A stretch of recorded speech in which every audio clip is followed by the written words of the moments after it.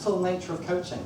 And I remember that it was actually triggered by an incident in which I was talking to somebody, and the thing they were experiencing themselves was the very thing they were about to teach. And I said, well, why not use the very fact you're experiencing it as the way to teach it? In other words, draw upon the very here and now moment of your experience of this thing you're teaching to show how it lives in the real world. That's the nature of fractals. We'll kind of look at this bit by bit and we'll strip it down to the bare bones. But hopefully by the end of the evening, you'll have a sense of what on earth do I mean by the fractal nature of coaching. So, just want to show a couple of little bits. For a start, you might notice I'm different over this evening. I am cash. Normally I come with a suit. If you're very lucky, I come with a waistcoat. Anyone seen the waistcoat? Yes. Good. Did you remember it? It makes an impact. Here's why. I suffered for the last 2 years from something called post-traumatic stress disorder. And literally 2 years ago, almost to this day, I was delivering the Animas launch. Woo! Remember that? June 2013, the Animas launch upstairs. And what happened is I'd lent my camper van to somebody for a charity. They were doing it was a 24-hour walk, and they needed some sort of support vehicle. So I said, that's okay, you can have my camper van. And somebody can make tea, and somebody can give water, and they can drive along and keep them happy. However, just as I was coming up on the train to be here for my launch, this is the launch of my brand new school, I was so excited, I got this phone call. Halfway up, I was in the train from Folkestone to London.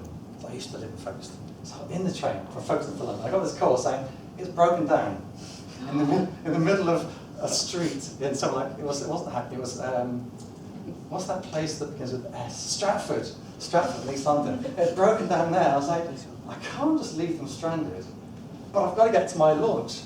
So I stopped at Stratford on route, got out, got a taxi to where the camper van was, could not fix it. So my only presence there was to actually show my presence. It wasn't to fix it, it was like show willing. Yeah, kind of looks like a difficult camper van issue, this one. You call the RAC. That was essentially my contribution. But it was really hot, June 2013, and I had to get here really, really fast for my talk. And I turned up horribly sweaty, in beige, in sort of beige khaki, you know, what they call chino types, and a short shirt that wasn't quite as tight as this one, but a short sleeve shirt, and I was wet. And I remember Rob was doing the intro. Rob was doing the intro, and he had these his collar. You know Rob, he talks. His collars are like they're proud, like an eagle's wings proud, aren't they? They hold his pride in his step.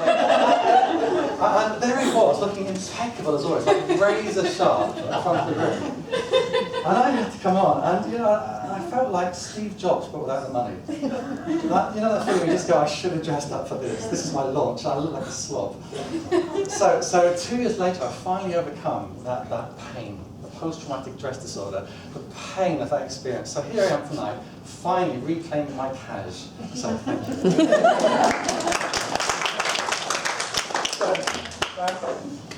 I've got to say, guys, this is not a traditional talk in the sense of I'm not going to be giving you too much to go away with and do stuff with. But if you know me, you knew that already, didn't you? Let's be honest. If you've been to my existential weekends, you know you don't learn a thing. You kind of walk away going, what the hell was that? It was kind of interesting when I experienced it. But what do I do with that? And it's going to be the same tonight, so prepare yourselves. By the time you walk out here, you will not know how to coach around fractals. Let me make that promise. And by the way, if you did, I'd be worried. So this is not going to be a talk that educates, but rather disrupts. I hope by the end of this evening I disrupt some of your thinking, disrupt some of your patterns, and disrupt some of your assumptions about what coaching is and what it is to be human. And if you walk out here tonight with some sense of disruption, then I'll be a very happy man. Also, however, just to kind of feed that little child part of you that goes, please give me something. I'm also going to do a little bit of construction, so I'm going to give you some stuff that will enable you to walk away and go, at least I've got some sense of tools, some sense of approach to all this mumbo jumbo. So I want to quickly check who's in the room actually, because some of this stuff will be more familiar to others and so on. So who in here is a practicing coach? Either you're in training or you're qualified, you do work with clients that you would call coaching. Excellent, great, there's a lot of people. Who here is a practicing therapist, counsellor, psychotherapist? Only one, seriously? Okay. Wow, okay, I'm quite surprised by that. Okay, so usually I get a smattering of counsellor coaches or counsellors going, oh, I'm going to sit in this room and just show how superior I am to coaches. But, so it's mostly your coaches. Is there anyone totally new to coaching? You're kind of like just going, I came along because it said something to do with fractals, and I'm a mathematician, so I thought it was probably good for me. Anyone like nothing to do with coaching, human change, therapy, anything like that at all? I'm very new, I haven't started. What's your name? Joanne Waters. Joanne Waters, you're starting with us, aren't you? But not till December. That's fine. We'll forgive you. So you've got 6 months to integrate this knowledge, and then forget it for foundations, because otherwise it's just going to totally discombobulate. One more little check. This is going to make me nervous if you say yes to this. Any quantum physicists in the room? Too far. No? Ah, phew. All right, so let me just say this. That everything I talk about this evening is a metaphor. It kind of goes without saying, doesn't it, right? But I want you to understand that this whole evening is a metaphor for how we can think about coaching, not a reality.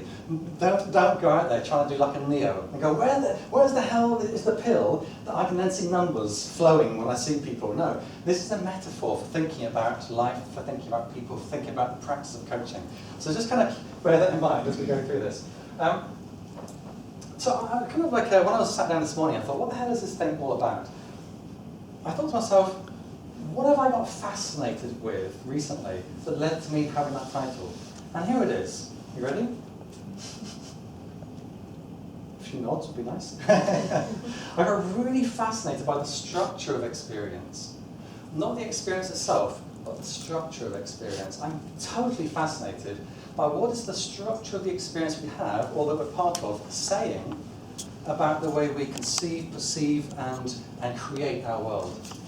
So I think about what's the structure, what is the underlying skeleton, the process, if you like, of the thing you're experiencing, not the thing itself. Now for any of you who've trained with Animas, who have done something called the expressions module, we talk about content versus process. Little show of hands, who remembers content versus process? Oh, cool. Do you really remember, or are you just kind of saying that because Rob's at the back? Yeah, I'll make sure you don't pass if you don't remember content and process. Cool, so a lot of this evening is about what we really mean by process. That kind of, that structure of experience that enables us to experience something in one way or another, rather than the thing we might describe. So, 3 parts. In fact, I'm going to pick this up a little bit, if you don't mind. Is it okay if I pick this up a little bit? Yes. Cool. So, I've got 3 sections to this talk. The first section is what do I mean by fractal nature of coaching? Well, let's at least pin down something to that phrase. By the way, worlds within words, forget it. It sounded good to me when I thought it up, but actually it's not that relevant for this talk. But the fractal nature of coaching really is. In fact, Rob actually said world within worlds, which is even better, because that's kind of what it really is. So thank you, Rob, for giving me a better title. Second up, I'm going to look at how do you actually notice it? How do you step out of the very fractal that you're in? You see, the problem is that as coaches, we're in the fractal. We're in this, a little bit like Neo in the Matrix. He's in the Matrix. And it's only when you step out of the Matrix that you can see it. So the question for us as coaches is, how do we step out of the fractal and see what that fractal is saying about the world? And yes, don't worry, I will explain fractals shortly. So I don't know what a fractal is, but learn how to see one. No, I'll explain what a fractal is shortly. And lastly, I want to look at how can we disrupt a fractal? What is our role as the thought creators, the disruptive pattern killers? Yeah, forget coaches, we're disruptive pattern killers, that's what we are. How do we do that? How do we disrupt the patterns that our clients are bringing to us? And to start off, I just want to quickly, for any of you guys in the group or in the room who are thinking like, that doesn't sound like coaching, it sounds like philosophy. I want to just debunk a few myths about coaching. Most of you will be kind of relatively familiar with this because we teach it on the course very strongly. One is that once upon a time, when Goldilocks walked the earth, coaching was about actions, goal setting, and planning, right? Yeah, remember the GoPro model? Mm-hmm. That was like 20 years ago. It isn't coaching, it's just one kind of coaching. So first of all, coaching is far more complicated than we give it credit for. It has an intensity, a richness, complexity that once we start to harness and really hold on to, becomes an amazing experience. So number one is let's debunk the myth that coaching is this simplistic, action-focused, planning-oriented sort of process. It's really a place for discovery. In fact, there's a guy, some of you may know, I talk about this guy quite a bit, called Reinhard Stelter, who talks about the fact that we're living in a state of hyper-complexity, and that coaching is now providing a space for human beings to come together and experience themselves in a setting where they can look at that hyper-complex world, rather than actually, because in a way, if you think about it, coaching has often entered the fray of the complex world. It's like, okay, how did you get a pay rise? How did you get a new girlfriend? How did you get a car? How did you, whatever it might be. We kind of validate the very complexity that we're facing.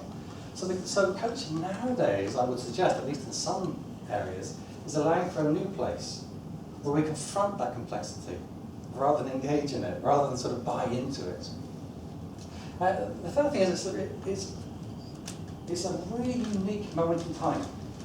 That moment with your client can never be replaced, nor can it be predicted, nor can it be gainsaid afterwards. It's a unique moment in time. It's very easy for people to look back and go, oh, I should have asked that question. But you can't, because you're not back there anymore. That moment exists in a little moment in time. I'll talk about that a little bit later with my Schrodinger's coach concept. The last bit is that it's what I think about this morning. What is coaching? It's like a petri dish for patterns and for structures. Like, do you remember the petri dish when you were a kid at school? I remember a petri dish. Remember, just hands up petri dishes? Cool. And you put some kind of weird solvent in, remember? And then you have to breathe on them. Remember that? And then you put this petri dish away for like weeks. And then you get out and it's sort of mould, and they go, ooh, look at your breath, it's really dirty. But it was, of course, it's just a petri dish where things grow. For me, the coaching process is just a petri dish for exploration. So, by the end of this evening, this is not a promise, okay? But by the end of the evening, I want you to be able to see how patterns, in coaching, patterns are like life made real in the moment. Imagine taking everything that's out there in their life, and everything that's out there in your life, and it squidges together in this concentrated moment in time and becomes realized in that relationship as something that can be looked at. That's what we'll explore when I talk about the fractal nature of coaching. How do we take this condensed form of everything that makes you, you, and them, and find out what that means to the experience? Okay, you're shaking your head. It will get clearer, don't you worry. I want you to, by the end of this talk tonight, have some sense of how you will start to resonate with the things you notice. So instead of going, oh my God, I've got to know this, you rather notice what's resonating with you. What's the resonance that's in the room for you? What are you noticing in yourself that starts to speak to the fractal experience? I want you to learn how to tune into relational qualities, like what's happening between us, and what does that say about the experience that you're having and that I'm having. And lastly, I want you to learn how to disrupt the patterns. So, what is a fractal? Okay. Now here's where my PowerPoint comes in. It's not really a PowerPoint, it's a film. Rob, could you see if you can get the lights down a bit? So guys, I'm going to play a little film, and I want you to think, as you watch this, I want you to think about a few questions. One is, based on what I show you, what is a fractal for you? What sense do you make of this concept of a fractal for you? Number two is, as you watch this film, what sense do you make of what's going on for you? Where do you have feelings? Where do you have thoughts? What's your personal journey through watching this 2-minute film? So if you can just bear those two lines of question. A, what is a fractal based on this? And B, what are you experiencing? Where are the highs and the lows, the confusions and the clarity that come in this film? And afterwards, I'm going to get you to talk it through with each other. So please be prepared.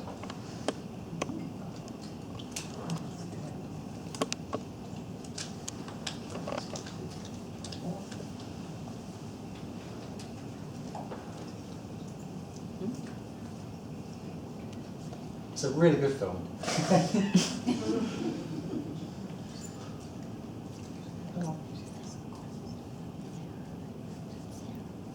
If it doesn't go on here, I'll kind of act it out.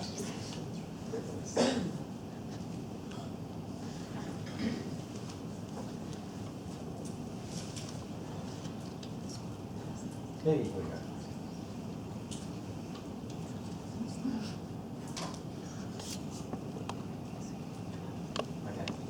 Ready? So we go.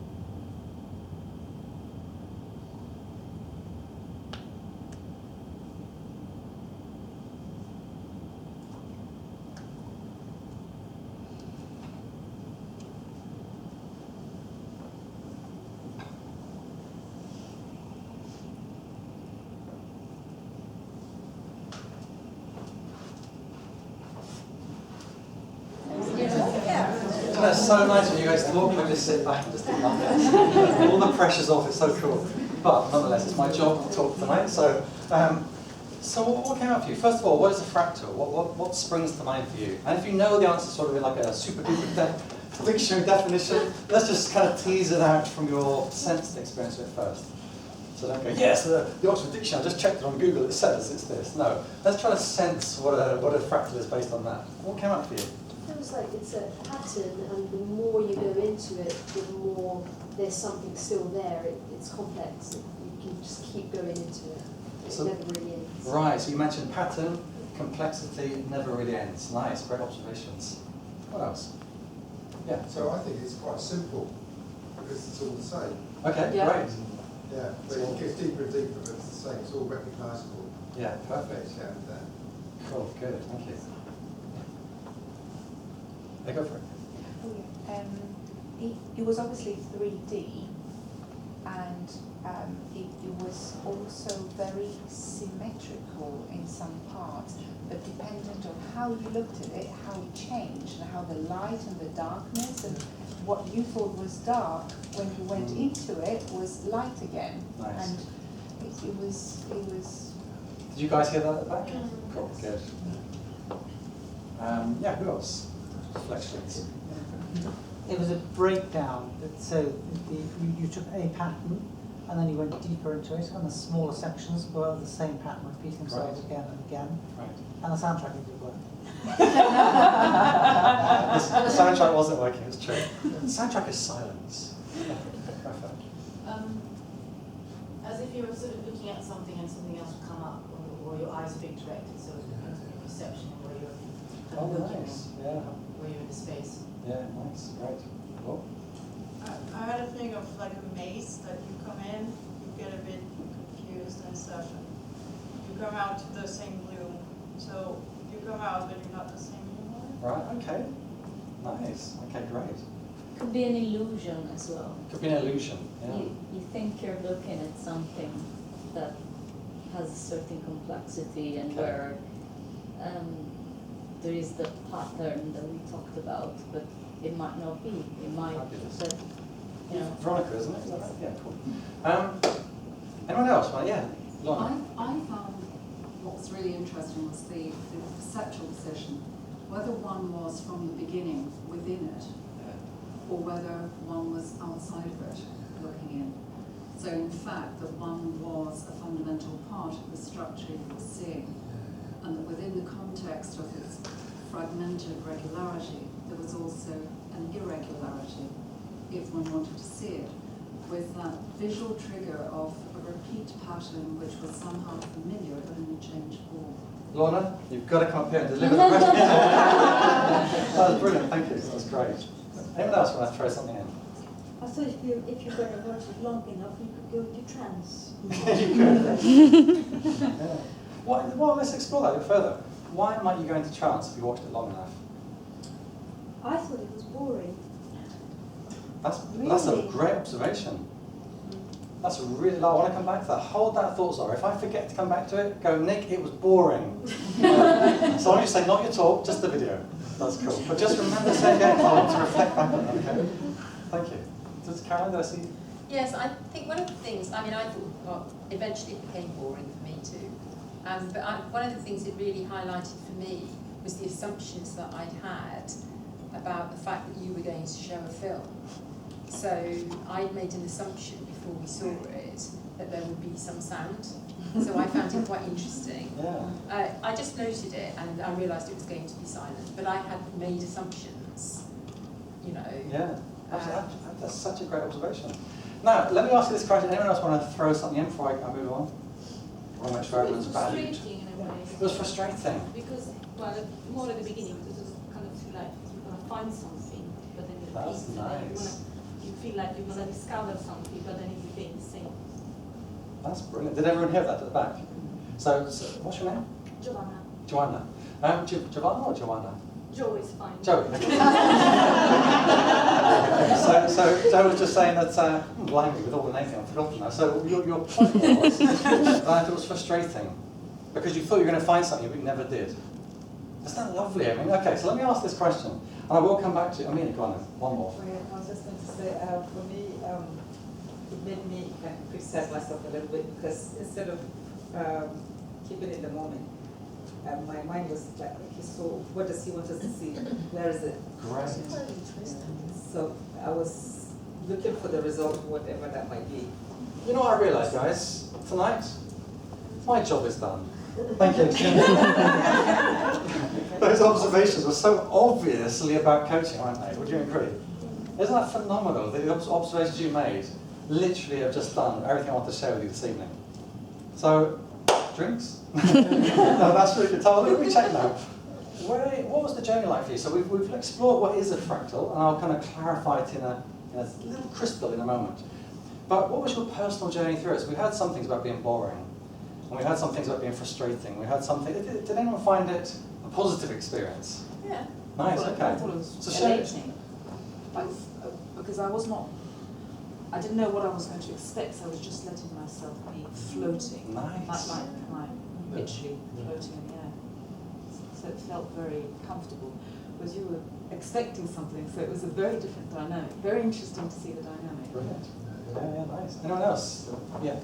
I liked it when it went a bit more fluid, when it was less structured, it kind of went in and in, a bit more like the universe, but it felt like bits, like the stars and stuff, so that felt quite exciting because it was all a bit looser than the structure. So this is the bit where it kind of started to break up, didn't it? And bits were floating, and it wasn't really a fractal anymore. Something happened at that point. So what did that create for you, Laura? Laura? No, Laura. Sorry. Jade. Jade, you're Jade. God, you're just like somebody called Laura with the similar colour hair. Sorry, Jade. Sorry, Jade. What did it create for you? Why did Jade? We'll go into that where it was more fluid. Opportunist, I suppose. Nice. So it's a bit more open for the coaching aspect of it. So it's just bits less rigid. This is what society is. I'm the human being. Right. And you break into that. Okay, so for you that kind of structure was almost like the structure we live in that constrains us in Could some be way. one perception. Yeah, nice. Okay. So what Jade just said resonated with me, but for the opposite reason. So I found it comfortable to be in the repeating patterns, and I found that I was uncomfortable when it got to the point where it was fluid, because that for me felt scary. It felt a lot like being underwater. So then I didn't really know what I was doing, and it felt a bit dark. So now I wasn't really sure where I was going. And there was a bit of a push and pull with the patterns as well, because you could go in any direction and you sort of get to a repeating pattern. But I still wanted to know if I went the other way instead, what would that have been like? So I want to let go. Yeah. So I kind of felt myself pushing and pulling. Fantastic. Love the observations here tonight. I mean, really, really great observations. Anyone else want to chuck in their experience with the journey through? Yes, really. Okay, for me, in the beginning was like our thoughts very intense. When I go to connect people having problems, very intense, and then no way out. But I love the end because the space, I love that. So I thought that's peace of mind. It's really interesting. Funny enough, what you just said reminds me of the Theory U concept by a guy called Peter Singer and Sharma. I can't remember Sharma's first name. But it's the idea. Robert Sharma, brilliant, thank you. It's not Robert Sharma. Isn't that the Ferrari guy? Yeah. The man sold a Ferrari. No, that's not the one that sold a Ferrari. There's a guy called Sharma. I've forgotten his first name. Anyway, they wrote a book called Theory U, which is that actually what you need to do in any of the kind of work we do as coaches, therapists, etc., is allow in before we start to emerge out. So instead of kind of getting the whole focus, what are you going to achieve, what are you going to get to, but allow people to almost like go into presence before they come out to resolution. And I think what you just said reminds me of that kind of idea. It's about allowing it all in first, rather than constraining or surfaced. Yeah, thank you.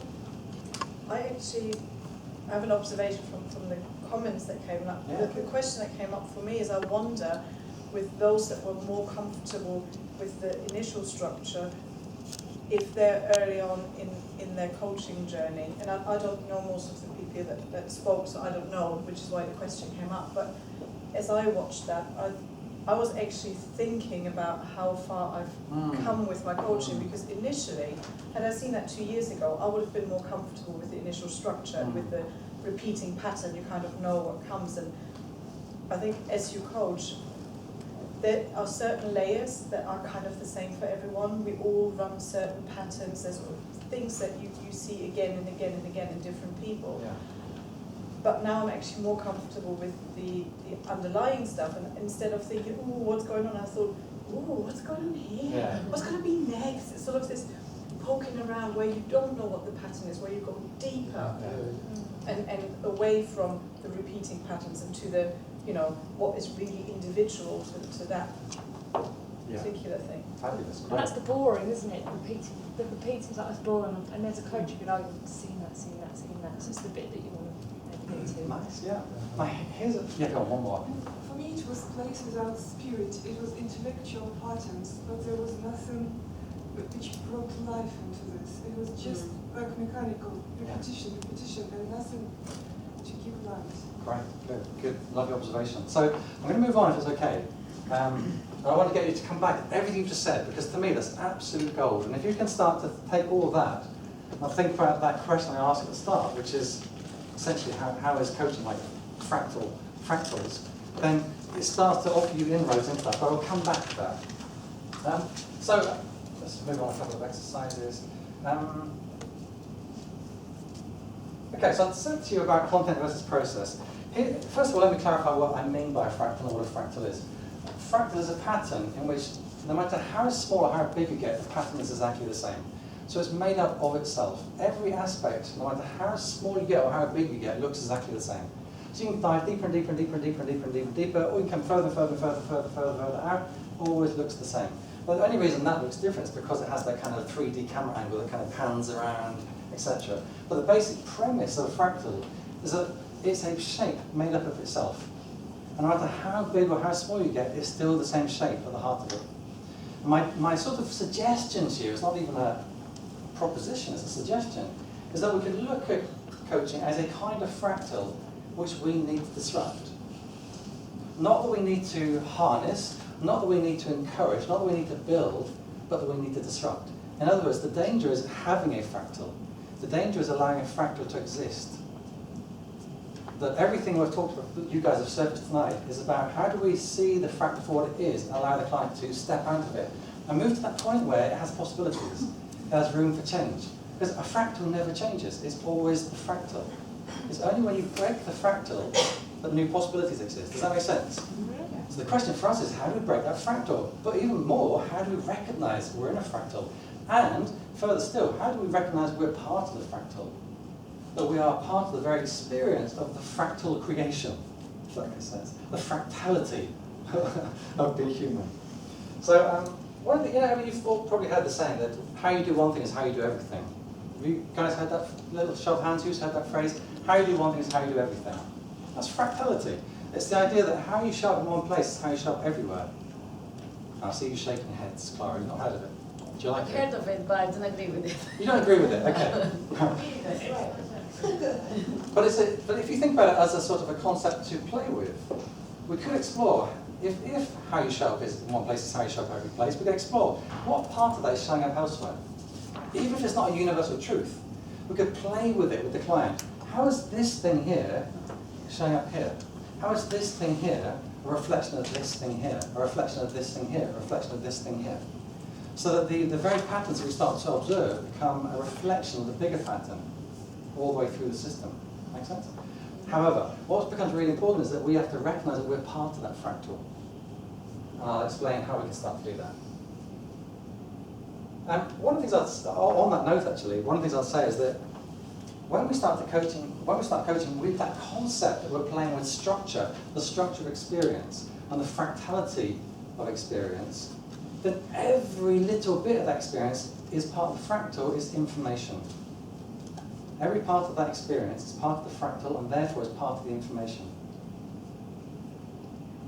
Just let that sink in for a second. Every part of the experience is part of the fractal and therefore part of is information. What do I mean by that? I mean an awful lot of coaches try to manage away stuff that isn't working for them, or they think for their client. So they say, "Oh, you look very stressed tonight. Let me just get you grounded. But you've got your legs crossed. You're a coach, you've got your legs crossed, you should have both feet on the floor. You know that's how you should be grounded. Come on, you know this is how you should be. Of course, we don't do that. This is the kind of thing where we manage our clients into a grounded space. Let's get you grounded. Take a few deep breaths. Let's do a change breath.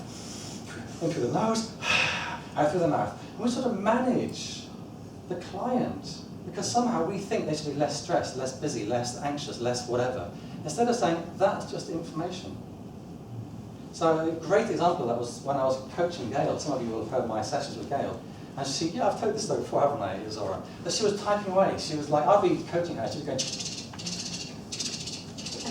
and people thought it was me. I was like, no, it's not me typing, it's the client. And somebody said to me on the Animas Facebook group, if that was me, I would have told her to put away her keyboard, be fully present for the coaching, because she would get more from it that way. And I said, yes, but what would I not know about her if I did that? What would I not know about her experience of being a human being if I did that? Because her act of being is a way of being. It's a way of either trying to record information, in which case, why is she recording information? Is it to capture something so it feels solid?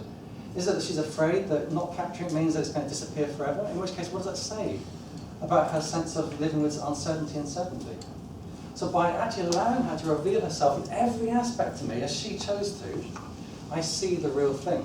I see the full fractal, not the parts of the fractal that I want to see. That make sense? Now I want to give you another example of this in terms of, is this a good time for it? Yeah, I think so. In terms of what I mean by the structure of experience, I was in a class recently, in a supervision class. I was doing coaching supervision, and we were having a debate on ethics, and it was a really, really interesting debate.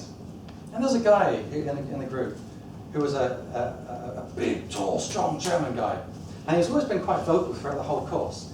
And on the very last day of the course, we had this debate on ethics within supervision. And this issue of suicide came up. Now I know there are going to be people in the room who disagree with me, and some people who agree with me, some people who have no opinion. But I happened to see a client, not really a client, but somebody, I saw them for a 3-hour session, who was pretty much on the verge of suicide. I suspect they weren't really, but nonetheless they presented as being. And I felt I could probably provide a space in which we worked through some stuff, and I believe I did, and I believe it had a good outcome. This came up in the ethical debate, and he didn't say anything. But when we broke for coffee, we came back and we gathered around, and he said, it was really interesting because the course leader was here, and he was sat next to her. Like, wow, how did he get to the front? Kind of weird. Like it was something he said he's in charge. And she goes, we're going to have a general discussion on ethics, but first of all, over to, and she gave him the space. And he was like, any Germans in the room? Sarah, you're forgiven. Sarah told me last week I have to hand in my passport to her. Well, Kai, you're German too. I'm German. That's what he said, isn't it? So he goes, I'm not going to do the accent. I'll do the northern accent. He's from Leeds. So he goes, I think it's very important to say. Is that Turkish? So I think it's very important to say that there are some places, as a coach, we should never go. Never. It's just not appropriate. We need to know our boundaries. And I think, as a group, we need to understand that. And he spoke in this deep, professorial voice. And he was like telling us, like, he was wagging his finger.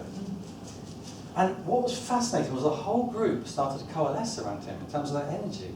They're like, yes, it's a really good point, and I think we need to know our boundaries. And all of a sudden there was an energetic change in the whole room where everyone started to flow, if you like, or maybe even not flow, coagulate, I would say. Coagulate with him in his thinking. Apart from me, who being the resistant type I am.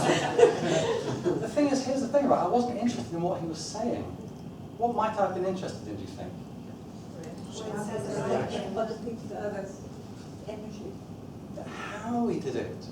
And then how the group responded, and what did that experience say about what was happening in the room?